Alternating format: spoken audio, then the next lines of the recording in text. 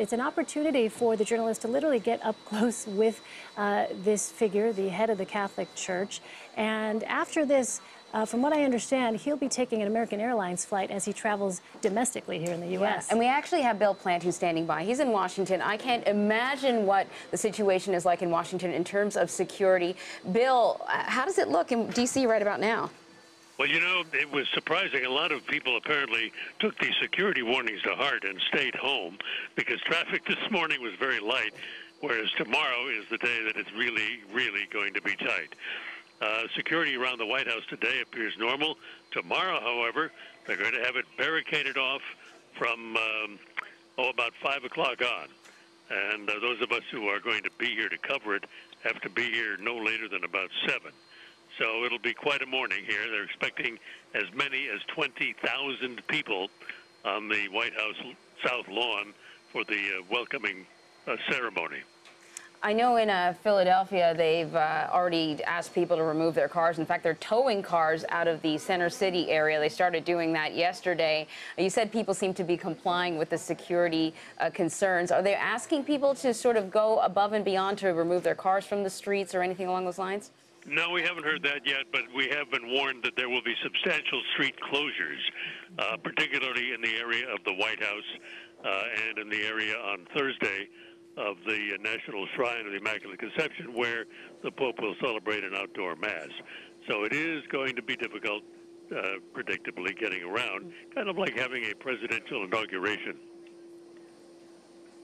Just for our viewers who saw that image a moment ago, a tight shot of those two flags. On your right, you saw the official Vatican flag. On your left, the flag of Cuba. We are told that our own Allen Pizzey is on board the plane. We're efforting the opportunity to talk to him. But certainly, this is a moment that for world leaders, Bill, as you well know, for the President of the United States, this is an opportunity to highlight things that are very much in line with the Catholic Church's views, climate change, certainly helping the poor. These are the kinds of values that we have heard Pope Francis emphasize. But there are areas, Bill, that we know the Pope diverges from when it comes to the Obama administration and some of its positions. What can we expect out of that meeting when the Pope meets with President Obama? Vatican officials who have briefed the press about what the Pope is expected to say take pains to point out that he won't be overtly political. But, of course, he does oppose abortion. He does oppose... Stand by, Bill. I'm so sorry. Let's go to our Allen Pizzey, who is on the plane right now. Allen, what can you tell us? Well, we're taxiing at Santiago de Cuba right now, heading for Washington, D.C. What's happening right now is the President is arguing about an embargo, but we've just solved that issue.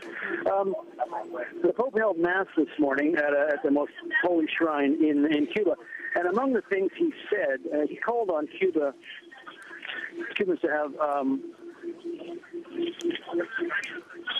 Sorry. Alan, can you see the Pope from your seat? I'm just curious. Can you see the Pope from where you're sitting? Is he no, just... I cannot. I cannot see the Pope. We're way back in economy class, and the Pope is right up in I think seat 1A. They have flatbeds in first class in Alitalia, and that's where he is.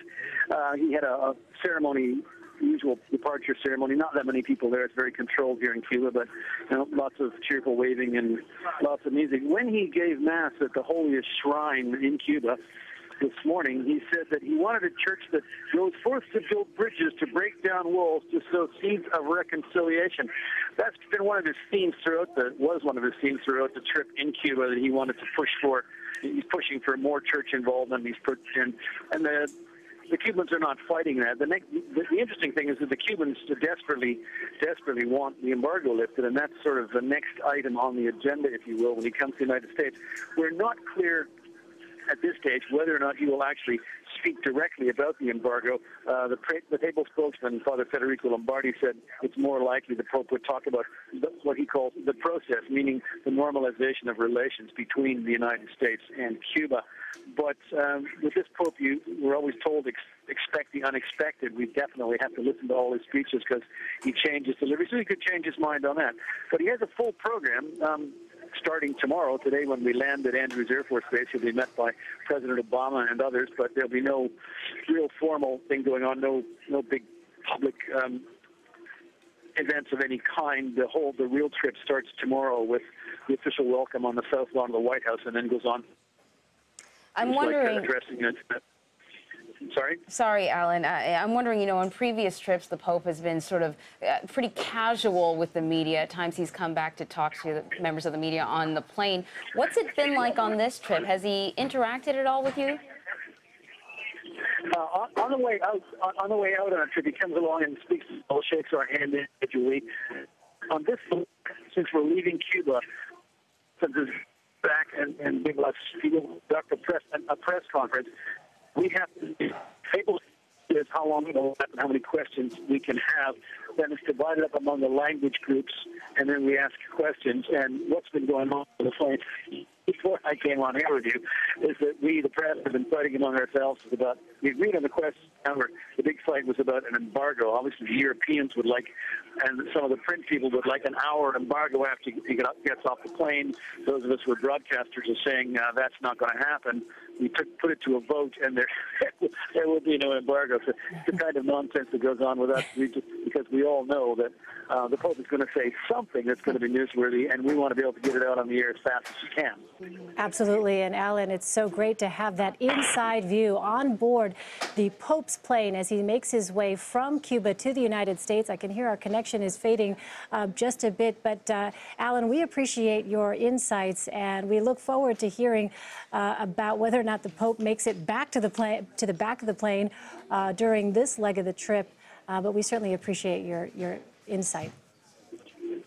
Well, I'm looking forward to it as much as you are, so I'll let you know as soon as I can.